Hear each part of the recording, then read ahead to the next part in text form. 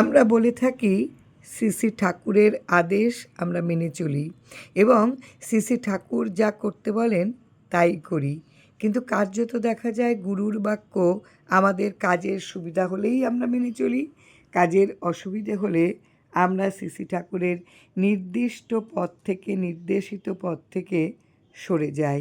গুরু প্রণামে আমরা পাঠ করি মন্ত্রমূলং গুরুর বাক্যং। গুরু বাক্য লঙ্ঘন করলে যে কী বিপদ ও ক্ষতি হয় তার অনেক প্রমাণ আছে। গুরু বাক্য পালনই কর্তব্য। নমস্কার। শ্রী শ্রী ঠাকুরকে যেমনভাবে দেখেছি, বীরেন্দ্রনাথ বসুর লেখা থেকে আজকের নিবেদন। ইংরেজির 1943 সাল। সমস্ত পৃথিবীতে মহাযুদ্ধ ছড়িয়ে পড়েছে, হাজার হাজার লোক মারা যাচ্ছে। বাংলাদেশের প্রতিটি জেলা গ্রাম গঞ্জে ছড়িয়ে পড়েছে এই ভয়াবহ যুদ্ধের বিভীষিকা।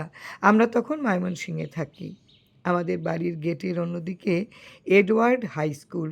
হঠাৎ একদিন অবাক হয়ে দেখলাম সমস্ত স্কুল বাড়ির এবং বিশাল খেলার মাঠ মিলিটারিরা ছাউনি পড়েছে। মিলিটারিদের আমাদের বাড়ির লাগোয়া 2-3টি পাকা বাড়ি ছিল, সেখানেও ঢুকে পড়েছে মিলিটারি অফিসাররা।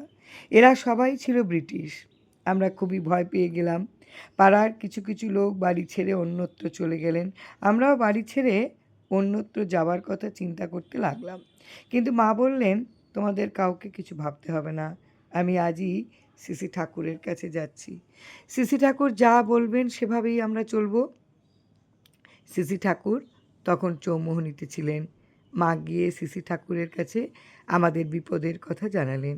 শ্রী শ্রী ঠাকুর সব শুনে বললেন, মা যেখানে আছেন সেখানেই থাকেন, বিপদে স্থানচ্যুত হইতে নাই, গুরু সবসময়ই আপনাদের রক্ষা করবেন। মা ফিরে এসে শ্রী শ্রী ঠাকুরের কথা আমাদের বলাতে আমরা নিশ্চিন্ত হলাম। এই সময় আমরা বাড়িতে সন্ধ্যা আরতির সময় ছোট একটি ঢোল কাঠি দিয়ে বাজাতাম, সঙ্গে কাসর ঘণ্টাও বাজত। প্রতিদিন সন্ধ্যা আরতির সময় আমাদের উঠোন মিলিটারির লোক ভরে যেত এবং আরতির সময়ে তারা প্রসাদ নিয়ে ঠাকুর প্রণাম করে চলে যেত। আমাদের বাড়ির পাশে যে অফিসাররা ছিলেন তারা প্রায়ই আমার বাবাকে ডেকে জিজ্ঞাসা করতেন আমাদের কোনো অসুবিধা হচ্ছে কি না।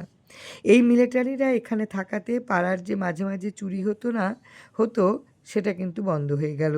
মা আমাদের সবাইকে ডেকে বললেন, গুরুবাক্য নিষ্ঠার সঙ্গে পালন করলে গুরু কাণ্ডারি হয়ে সমস্ত বিপদ থেকে রক্ষা করেন। এই যুদ্ধের সময় নোয়াখালীর সম্ভবত যোগেশ রায় নামে একজন শ্রী শ্রী ঠাকুরের আশ্রিত ভদ্রলোক শ্রী শ্রী ঠাকুরকে বলেন, ঠাকুরমশাই ফেনীতে বোমা পড়ছে, আমি মনে করছি কলকাতায় চলে যাব। শ্রী শ্রী ঠাকুর বললেন, এমন কাজও করবেন না, বিপদে স্থান ত্যাগ করতে নাই, তাতে সমূহ বিপদ হয়। কিন্তু যোগেশবাবু শ্রী শ্রী ঠাকুরের কথায় বিশ্বাস রাখতে পারলেন না। তিনি সপরিবারে কলকাতায় এসে খিদিরপুরের এক বাড়ি ভাড়া করে বাস করতে লাগলেন।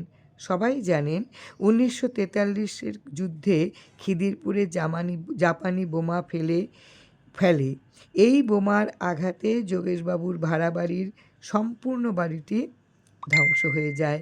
যোগেশবাবুর পরিবারের সবাই মারা যায়।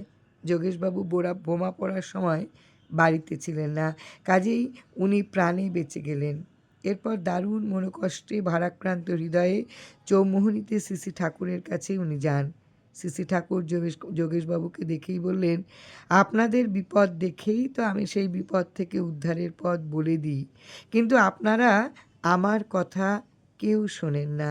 নোয়াখালীতে আপনাদের পাড়ায় যারা ছিলেন তারা তো ভালোই আছেন, বিপদে গুরুর কথা শুনতে হয়। জয় রাম, জয় রাম, গুরু কৃপাহি কেবলম।